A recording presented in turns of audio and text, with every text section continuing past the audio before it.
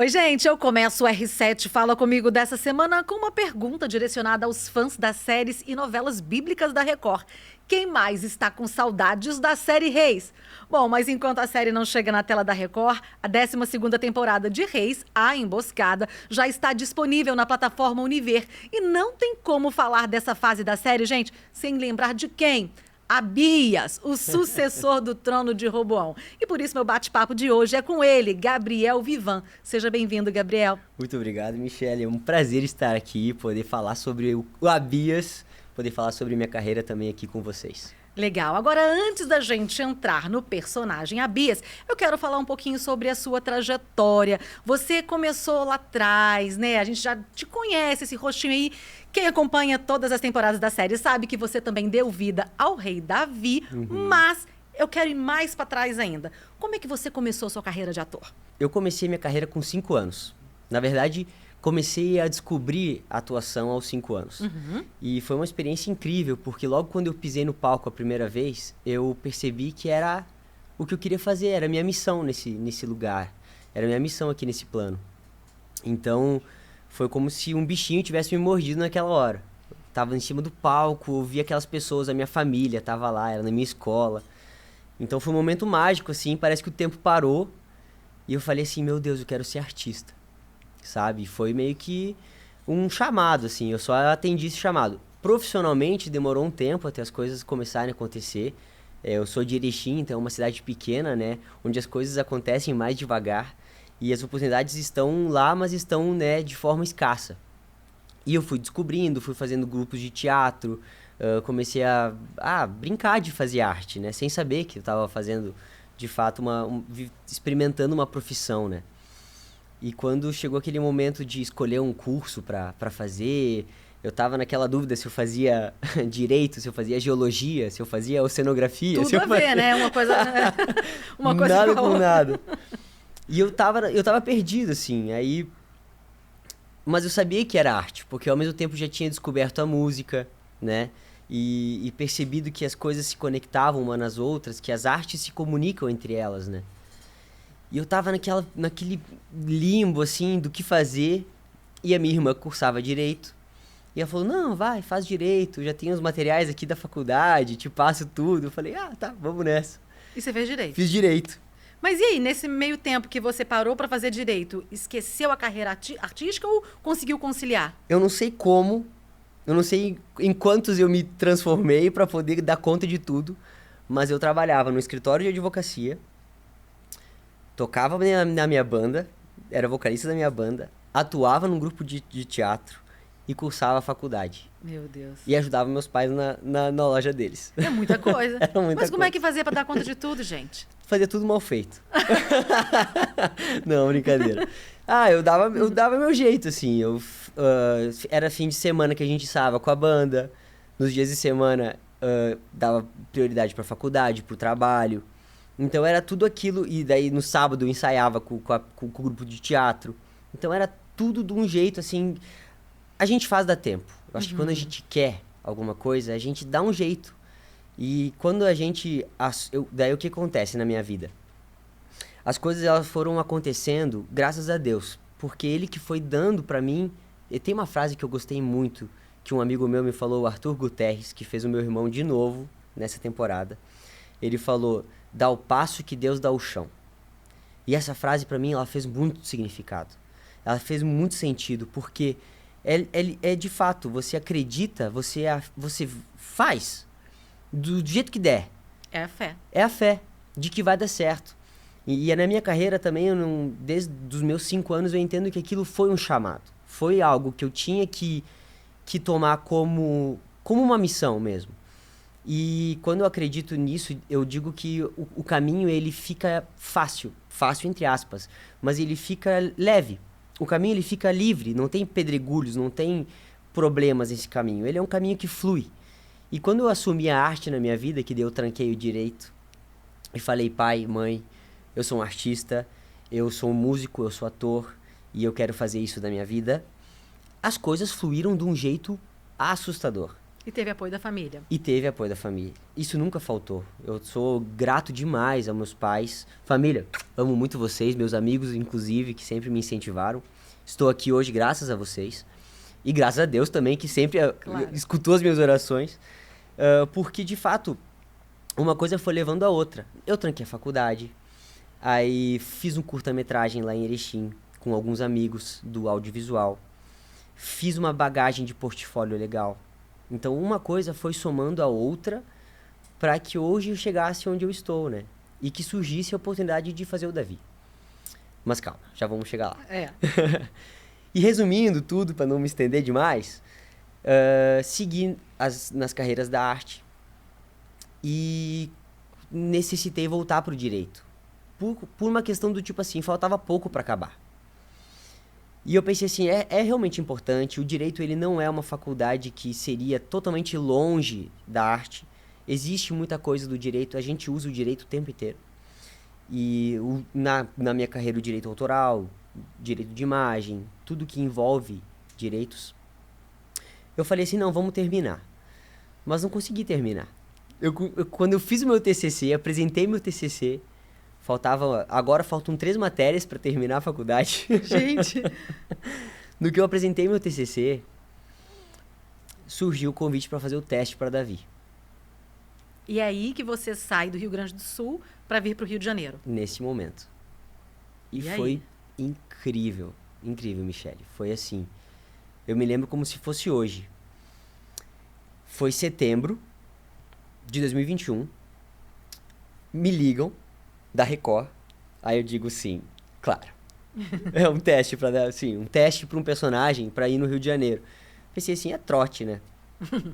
Mas não era trote. Eu falei assim, olha, eu posso ir, só que eu tô com o pé operado. Eu tinha operado o meu tendão e eu tava com o pé engessado. E eu falei assim, olha, eu não vou conseguir ir até o Rio de Janeiro. Teria como fazer via vídeo, online, um self-tape? Eles falaram, olha, a gente acredita que não. O teste é presencial, mas a gente te dá um retorno. Falei, bom, tá bem, espero o retorno de vocês. Passou setembro, passou outubro, era fim de novembro. Eu já tinha esquecido, pensei assim, já chamaram outra pessoa, faz parte, acabei perdendo. E me ligam de novo. E aí a primeira coisa que me ligam é falar, oi Gabriel, como que tá o pé? Foi o que eu imaginei também. Já tá bom esse pé? Já tá bom esse pé? Podemos fazer o teste? E eu, como assim? Quem tá falando? Ah, não, aqui é da Record. A gente gostaria de ver se você pode vir ao Rio de Janeiro pra fazer o teste. Eu falei, claro que posso. Então, vou aí. Peguei um ônibus de Erechim. Vim pro Rio de Janeiro. Sabe quantas horas de ônibus? 27 horas de ônibus. 27 horas. Eu pensei, passei a viagem inteira passando meu texto. Falei, se eu não pegasse personagem... Mentira. Mas aí foi. Viajei, fiquei esse tempo todo. Cheguei aqui e fiz o teste. E foi muito abençoado. Como foi? Conta pra gente. Foi um teste incrível, assim. Eu achei que eu tinha ido muito mal. Eu acho ainda que eu não fui muito bem. Mas eu nunca saí de um teste... Foi uma coisa diferente. Foi diferente. Quando eu cheguei aqui, primeiro que eu fui muito bem recebido. Como sempre sou. E como eu vejo todo mundo sendo aqui. Eu entrei, conheci os outros rapazes que estavam para fazer o teste. Tinham, acho que eu e mais uns 12 meninos. Muito parecidos comigo. Tinham, acho que uns 6, 7 ruivos também. O resto tinha cabelo moreno, assim. E aí eu falei, e a gente não sabia ainda pra qual personagem era. Eu falei, nossa, mas quanto ruivo aqui, né? Deve ser realmente o perfil que eles querem. Davi. Né? Eu não sabia que era Davi. No texto tinha o texto que o Dani Blanco fez, que era do Malquias, eu acho. Que era um filisteu. Então não tinha texto do Davi ainda. Era um teste de um personagem outro pra fazer um teste pra Davi. Cheguei no teste e o diretor era ainda o Juan, que era o que dirigiu a primeira temporada. Ele selecionou os meninos numa roda, assim, e começou a contar da esquerda pra direita. Você vai ser o primeiro, o segundo, o terceiro, o quarto, quinto, sexto, sétimo. E eu tava do lado dele. E ele falou, você vai ser o último. Aí eu, puxa, eu vou ser o último. Ele falou, tava escondido aqui. Eu falei, não, você só começou contando do lado contrário. Aí ele, não, tudo bem, faz parte. Aí eu já pensei assim, puxa, cara, você é o último, não sei, isso já não é muito bom, O povo né? já vai estar cansado de ver. Eu falei, cara, é todo mundo com o mesmo texto, não sei, cara. Eu acredito muito nos pequenos sinais que Deus dá pra gente, sabe? E eu não sou uma pessoa de dizer não. Inclusive, eu falo muito, tá? Então, o momento que você quiser me interromper, você me interrompe, por favor, tá? Fique à vontade. Senão eu vou ficar gastando aqui. Mas aí, eu vim com o texto preparado e eram 3 cenas. Uma delas era a minha cena que eu tinha achado mais legal, que era com uma mulher que eu tinha estudado a cena com a minha mãe, porque a minha mãe, ela serve muito pra bater texto comigo.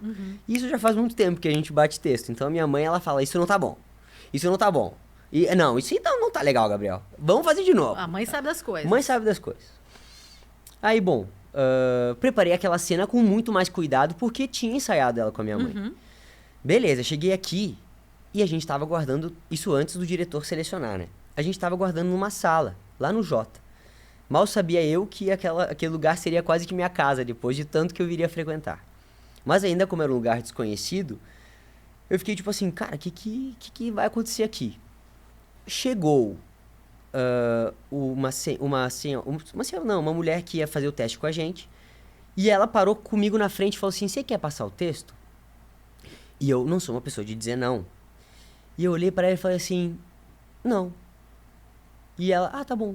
E quando ela foi, eu fiquei tipo, não, volta, eu queria passar o texto, por que eu falei não? Tipo, é importante que eu passasse o texto. Daí eu fiquei, puxa vida, o que eu fiz? Não deu 1 minuto, veio o Gonza, que é um ator que também está fazendo, ele fez acho que Neemias, ou Rainha da Pérsia, não sei direito. Ou Reis, eu acho que ele vai fazer Reis agora. Ele vai fazer Reis. E é um preparador de elenco maravilhoso, uma pessoa que eu tenho um carinho enorme. E ele passou e falou assim, a gente vai fazer a cena também, você quer passar o texto? Quero. Óbvio que eu quero. E a gente começou a bater o texto. Uma cena que ia ser, eram 3 cenas, 2 eram com ele e uma era com a mulher. Resumo da história.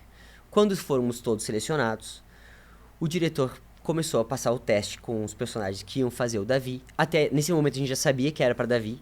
Então a minha cabeça já ficou assim, tipo, meu Deus. Eu conheço a história desse cara. Esse cara é incrível. Não é qualquer um. Não é qualquer pessoa. Qualquer um sabe a história do Davi. É uma história mundialmente famosa. Eu falei assim, cara, é minha oportunidade. Óbvio que era, mas é mais ainda, sabe? Eu não posso deixar escapar.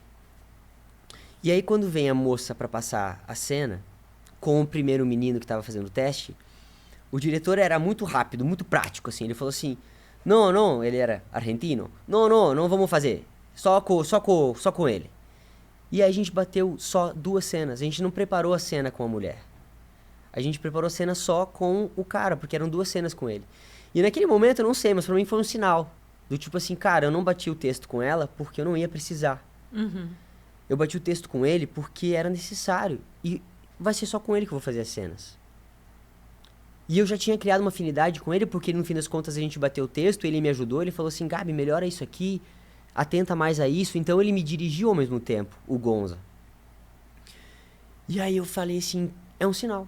Deus me deu um sinal e pra mim deixou muito claro de que ele me preparou para esse momento.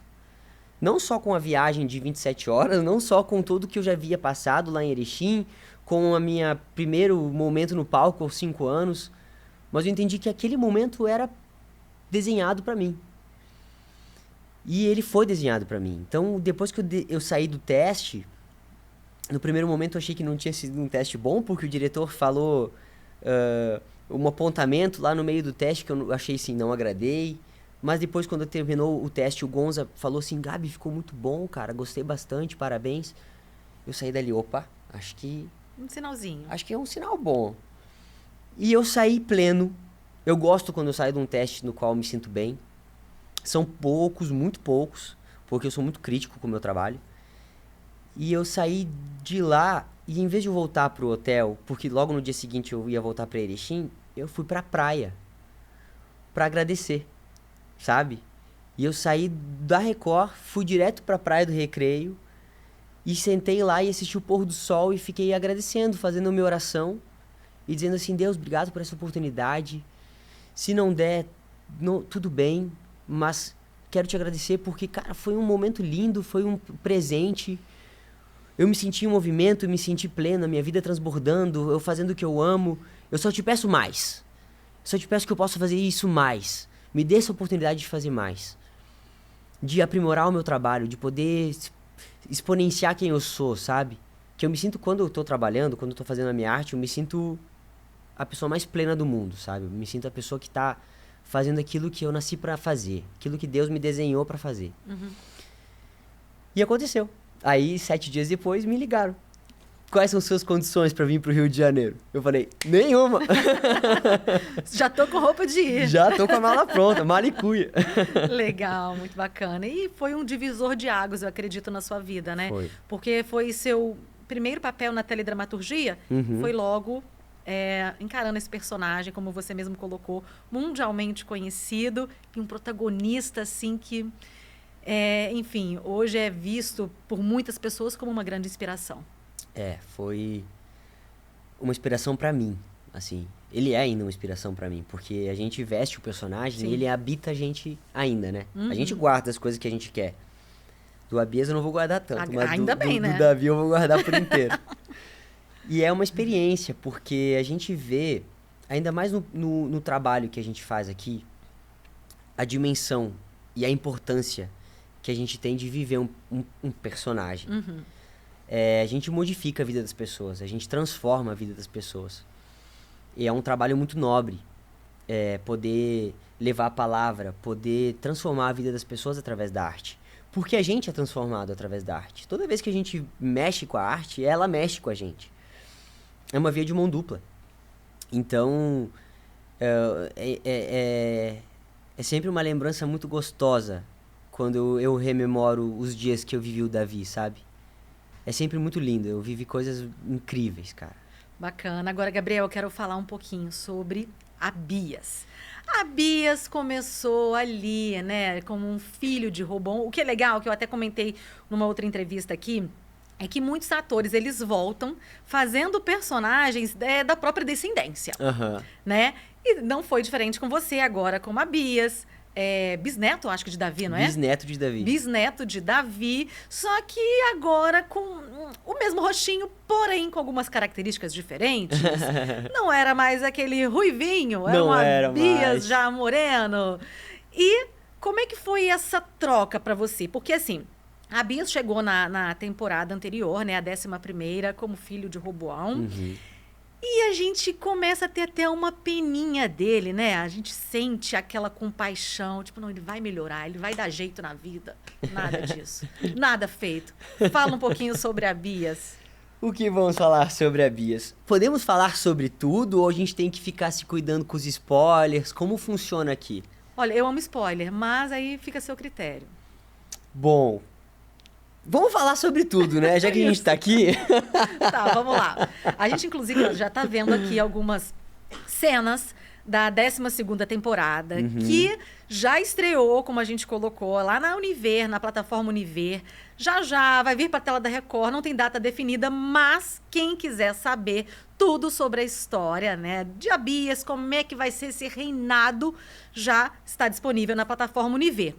A gente está vendo aqui algumas cenas, mas no seu ponto de vista. Fala um pouquinho sobre esse personagem. Você veio de Davi mocinho a Abias, podemos chamar de vilão? Você, que assistiu a 11ª temporada, tem uma imagem do Abias. Agora, quando assistir a 12ª, meu amigo... Eu garanto que vai dar raiva. Vai dar raiva. Vai. Mas ele tem os seus motivos. Tem nada. Ele tem os seus motivos. Motivo a mãe. Motivo a mãe. Motivo a mãe. A sociedade do seu entorno. Não, brincadeira. Gente. Brincadeiras à parte, o Abias, vamos começar falando dele do começo. Sim. Né? Vamos começar no começo. Ele vem, obviamente que ele é muito diferente de Davi. E como eu fiz ambos personagens, eu uso muito eles como critério de observação, de comparação. O Davi, ele tinha um modo de agir, de pensar, de refletir sobre a vida muito diferente do Abias. Ele era totalmente conectado a Deus, ele tinha os seus momentos de desabafo com Deus. ele tinha os seus momentos de ódio. Claro, ele era um ser humano, ele tinha os seus momentos de raiva, ele sentiu tudo, as falhas, ele tinha tudo. Porque ele é feito de carne e osso, somos todos feitos de carne e osso. A alma e tudo mais. Mas a diferença é como a gente age. Vamos pegar bem rapidinho. O começo do Davi. O que ele sofria dos irmãos? Rejeição. Bullying. Tudo que o Abias também sofria. Só que qual foi o combustível do Davi? Deus, a oração, a transformação, a crença de que as pessoas não são más e que elas somente estão perdidas. E tá tudo bem, vou perdoar elas. Eu não vou me contaminar com o mal delas, com a energia delas. Eu vou permanecer puro, porque eu sou assim. Ponto. O Abias é completo diferente. Ele se intoxica com os arredores, com a podridão dos outros, com o ódio dos outros, com a revolta. Ele absorve tudo, ele vira isso. E ele se perde, porque é isso que a gente acaba fazendo quando a gente absorve o caos dos outros. E ele tem aquela questão da superproteção da mãe, né, da Maáca. Total. Que já vem, né, de uma história de rejeição também. Então, ela não quer que o filho sofra da mesma forma. Ela não quer que Abias fique excluído como ela um dia se sentiu e acaba fazendo aquela superproteção. E o pior ainda, influenciando a que ele sirva outros deuses. Exatamente. Que não o Deus de Israel. É muito complexo, porque a gente mexe com um personagem muito cheio de camadas, rico em camadas. E isso eu tenho que agradecer às nossas escritoras maravilhosas, porque elas fizeram um trabalho que pra gente só enriquece o nosso trabalho. Quando a gente recebe um personagem tão denso, com tanta informação, e tanta informação que faz jus umas às outras, é muito mais delicioso de trabalhar as camadas do personagem. Então, quando eu fiquei sabendo que através do Instagram, a dona Cris, muito obrigado, inclusive, por ter me privilegiado com esse personagem. Ela comentou que foi um personagem mais complexo que ela já escreveu. Quando eu li isso, eu fiquei muito nervoso, porque eu já estava gravando o Abias, e quando eu li que foi o personagem mais complexo que ela já escreveu, pra mim aquilo foi uma bomba. Eu pensei assim, meu Deus. Então é o personagem mais complexo que eu já vou interpretar, que eu tô interpretando até então. E de fato foi. A gente vê o Abias contaminado desde o começo pela família. Sim. Né? A própria mãe, o próprio pai, que já se perdeu, sim, né? Que estava vencido já com as coisas da Maca. Mas a gente não pode culpar ela como a causadora de tudo. Por quê? Dentro da crença dela, ela estava sendo a melhor mãe possível. Ela estava sendo a melhor esposa possível. A melhor vó possível. Mas ela era cega, né? Porque a gente fica assim quando a gente não está de acordo com as coisas que a gente necessita estar. Principalmente com a gente mesmo, com Deus, o nosso alinhamento. O Abias, ele já nasceu meio que numa gaiola de ouro. Então ele já veio cheio de crenças que são torpes. Outras crenças, outras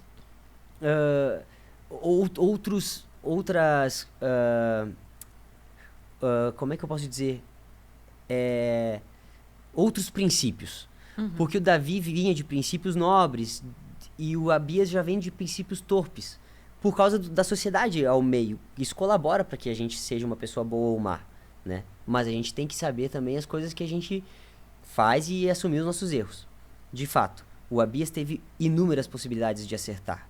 Sim. Teve várias indicações ali de que você tá fazendo certo, cara, segue nesse caminho. Você ganhou a guerra, você se ajoelhou, você pediu um milagre, aconteceu. Ó, não foi acaso, você fez. Então segue esse caminho. Mas não, ele é cego, porque ele é cheio de vícios dopaminérgicos. Ele precisa do vinho. Ele é um cara viciado. A gente não vê assim ele bêbado, mas ele tá sempre bebendo. Se a gente observar, ele tá sempre com uma taça na mão. Ele tá sempre necessitando de prazeres imediáticos, né? As mulheres, né? Por mais que ele não consiga, porque ele tá passando por acho que... chame do que você quiser, karma, maldição, punição. Ele tá sendo punido de fato, sabe? Porque ele não tá seguindo o que ele deve seguir. Ele é uma pessoa muito complexa. A gente pode ficar aqui dias falando sobre ele. Pois é, e aí a gente vê que Abias, ele, a princípio, ele dá a entender pra gente que ele tem até um bom coração, uma boa intenção.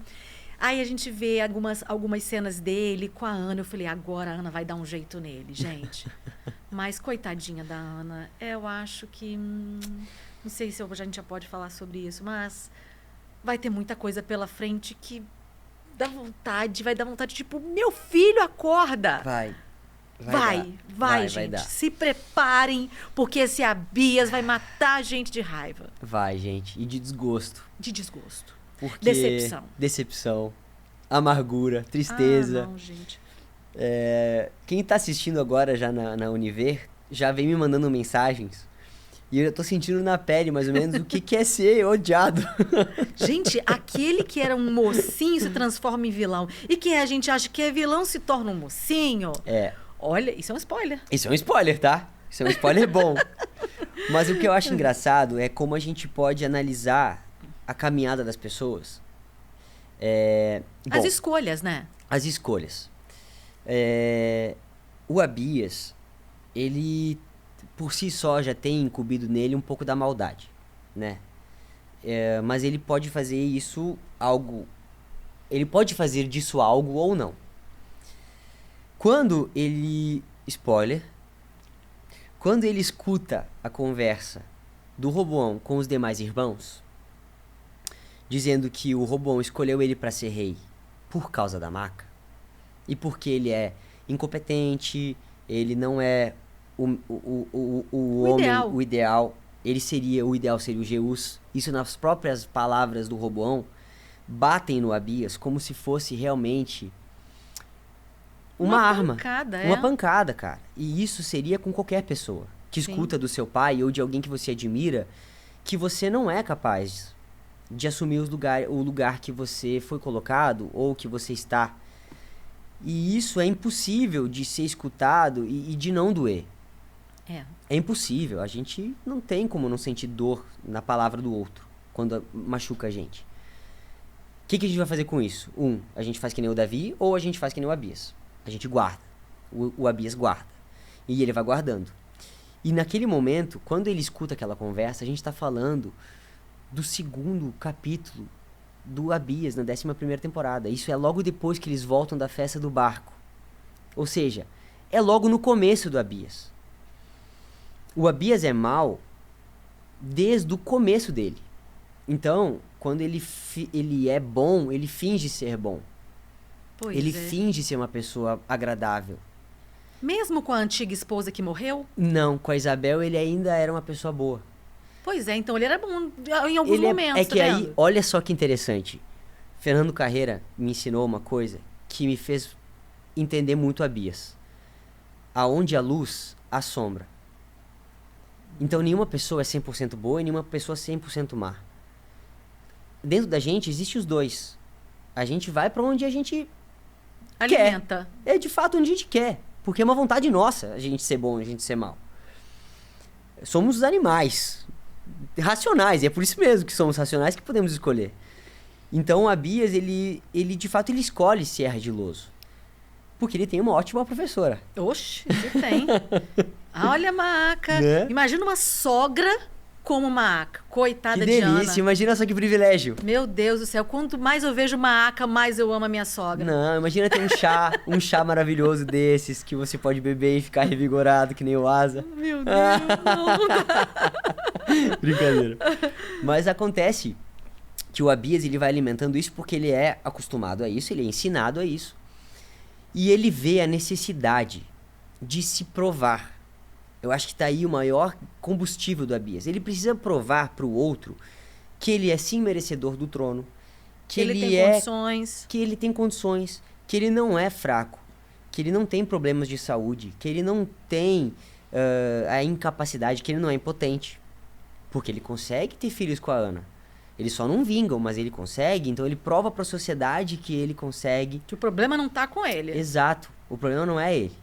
Só que é óbvio que o problema é ele. Mas o problema é que ele não quer aparentar isso para as demais pessoas. E é importante que ele mantenha essa visão. A gente vê o Abias fugindo do prumo Quando as coisas fogem do controle dele, porque ele gosta de ter as coisas na mão. Ele quer ter os irmãos na mão, ele quer ter a família na mão, a Ana, o reino, os sacerdotes, ele quer ter o templo, ele quer ter tudo conforme ele ordena, né? Vocês vão, mas quando eu falar pra vocês voltarem, vocês voltam. Ah, mas aí eles voltaram antes, então vocês vão sofrer. Ah, vocês vão... Então, vocês querem o templo? Beleza, podem voltar, mas o templo vai ser pra todas as crenças. Que afronta. Que afronta, Afrontoso cara. esse Abias, Afrontoso, por quê? Ah, você me desrespeitou? Você vai sofrer. Porque você eu sou vai rei, penar. eu posso tudo. Exatamente. É. Porque eu vou provar pra vocês que vocês precisam de mim. E ele faz isso com todo mundo, com a Ana, com a própria Maca. Ele é o único capaz de dobrar a Maca. É a única pessoa que consegue jogar o jogo da Maca e ganhar. Sabe? De falar assim, a gente vai encontrar o Asa e fica 3 anos nessa. E o legal é que, assim, apesar de todas essas maldades, naquele início, né, quando ele assume o reinado, ele vê que realmente está numa posição muito difícil, ele faz aquele voto com Deus de entregar Asa a Deus. Ainda bem, pelo menos Ainda um bem. acerto, Abias. Eu acho que esse é o único. Eu também acho. É o único acerto. E é a maior prova de que ele nos escuta e ele honra a sua palavra. Então, no momento em que Abias fez, e acho que foi o único momento que ele falou de verdade com Deus, né? Em que ele fez uma promessa. Fora da guerra, teve a da guerra também. Teve a da guerra, mas foi uma troca, né? É. Porque ele falou assim, ó, você me ajuda com o meu reinado que eu te dou meu filho. Sim. Deus fez isso. Sim. Ajudou com o reinado. Tanto é que deu um milagre na guerra. Foi. 800 mil contra 400 mil. Qual a chance do exército de Israel ganhar? Só Deus. Só Deus. E Deus ali mais uma vez mostrou para Abias da existência dele, mas Abias, ó, Cego. Aqui, ó. Pelo amor Muito de obrigado, Deus. beleza. Eu vou seguir assim, tá? Cego. meu Deus. Mas, de fato, o Asa foi o único acerto do Abias. E eu acho que, quando eu tava gravando o Abias, eu tava nessa ambiguidade, sabe? Porque foi muito difícil, cara. A gente, quando é ator, a gente tem que acessar lugares que eles não pertencem a gente. Sabe? E gravar essas cenas do Abias, eu tive um trabalho incrível e maravilhoso que foi com a Fernanda Guimarães, Fê, minha preparadora maravilhosa, muito obrigado. A gente foi cavocando cada vez mais nessas camadas para encontrar as nossas motivações e os nossos objetivos. A gente precisava encontrar toda essa maldade do Abias num Gabriel que nunca tinha saído no soco com alguém. Eu nunca precisei sair no soco com ninguém. Eu nunca bati em ninguém na minha vida. Por que eu vou bater no Jeus? Mas a gente, graças à arte, tem esse poder de viver o EC, né? De imaginar que eu sou um psicopata, que eu sou um assassino, que eu mando matar a família toda do meu irmão a sangue frio. Olha que spoiler é esse? Abias e seus maldades. Muita maldade, gente. Olha, eu acho melhor a gente não dar mais spoiler, não, senão a pessoa tem que assistir, gente. Tem que assistir. Tem que assistir. Tem que assistir. Gabriel, fala pra gente qual foi a cena que mais te marcou pra gente finalizar. Uau! Essa é bem complexa. Vamos pensar. A cena que mais me marcou... eu acho que... Eu me conecto muito com as pessoas, sabe? Gabriel. Eu acho que o maior presente que a gente tem nesse mundo é a troca com as pessoas, com a energia, de estar aqui nesse momento presente, tão abençoado, de estar conversando contigo, te olhando no olho, trocando essa energia com as pessoas que estão aqui, com essa equipe que está aqui com a gente, nos auxiliando nesse momento, com as pessoas incríveis que fazem tudo isso acontecer. É muita gente que está por trás das câmeras, que ajuda tudo isso a acontecer. A gente tá ali na frente porque tem muita gente atrás ajudando a gente. Então não é uma cena que eu escolho. Eu escolho sempre as conexões. Então é muito gostoso finalizar um processo desses, um personagem dessa dimensão, dessa magnitude que é o Abias, um presente tão grande na minha carreira. O que eu mais agradeço dessa caminhada toda é os amigos que eu criei. Legal. Então, a galera do meu núcleo, a Maressa, o Rômulo, a Juquinushi, o Dani Vilas. Olha, eu não vou citar o nome de todo mundo aqui porque é de todo mundo que eu fiquei tão grato de conhecer. O próprio Miguel, que fez o Asa, eu nunca tinha gravado, eu nunca tinha atuado sendo pai. Então foi o meu primeiro filho da ficção. E aquilo eu achei muito simbólico. Então, de fato, o Miguel olhava pra mim durante o set, era meu filho. Era meu filho. Que lindo ele, né? Ele é incrível. Ele é incrível. E eu tô pra dizer que é um dos maiores atores que eu já vi dessa nova geração aí chegando, porque ele é fora da curva. Não, Ele é fora da curva. Ele tá que tá. Tá? Ele é incrível. E a maior coisa que eu tenho a dizer é isso. Agora, se é uma cena que eu tenho que escolher, aí a gente volta, porque agora que eu lembrei dessa cena, é a cena...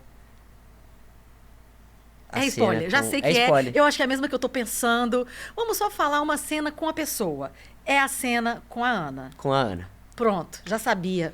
Eu posso dizer qual é? Não pode, senão vai dar muito spoiler. Poxa, vai dar muito spoiler. Tá bom, mas... Deixa a pessoa assistir, mas tem uma cena... É o cenão.